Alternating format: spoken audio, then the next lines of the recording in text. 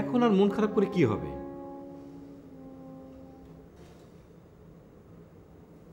আমি তখনই তোকে সাবধান করেছিলাম। এই যে তুমি উল্টো দোষারোপ করছো। মিলন এমনটা করতেই পারে না। ও আমাকে অনেক ভালোবাসে আব্বু। তোর কথাই যেন সত্যি হয় রে মা। আচ্ছা মা, তোকে যারা কিডন্যাপ করেছিল তাদেরকে দেখলে তুই চিনতে পারবি?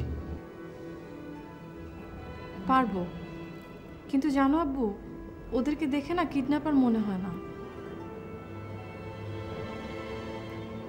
মিলনও এই কথা বলেছিল, তো এই জন্যই তো ওকে আমার সন্দেহ। প্লিজ আব্বু, তুমি এ কথা আর বলবে না তো। মিলনের মতো ছেলেকে দিয়ে এরকম কাজ হতেই পারে না। ওর স্বভাবে এটা যায় না। হ্যাঁ, কার স্বভাবে যে কি যায় সেটাই বোঝা মুশকিল। আচ্ছা বাদ দে সব। মিলনকে ফোন দে, আমরা সবাই আজ একসঙ্গে বাইরে খাবো। না আব্বু, আমার কিছু ভালো লাগছে না। তুমি আব্বাসকে বলো আমাকে নামিয়ে দিয়ে আসো। কেন, মিলন আসবে না? না, ওকে না করে দিয়েছি। না না, এত বড় দুর্ঘটনার পর তোকে আমি কিছুতেই একা ছাড়তে পারি না। ঠিক আছে চল, আমি তোকে বাসা বসে দেবো। চল চল চল। চলো।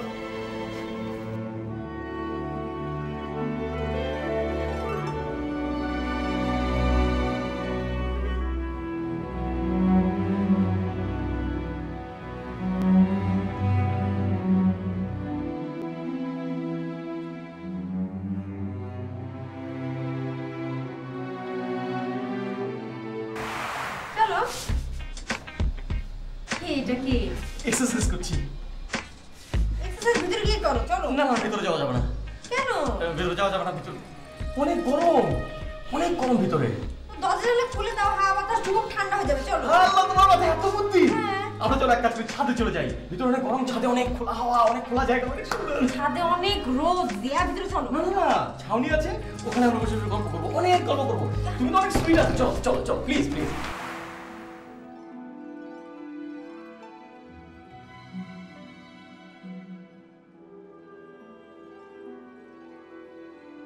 বাবা,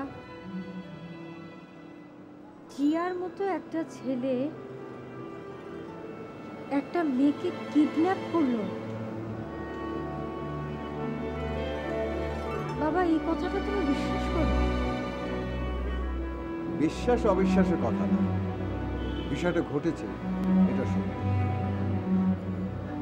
তো আমার বিশ্বাস এই পরিস্থিতিতে তুমি জিয়াকে নিয়ে আর কখনো ভাবো না বাবা, আমি এখন আর কাউকে নিয়ে ভাবছি না। আমি শুধু নিজেকে নিয়ে ভাবছি।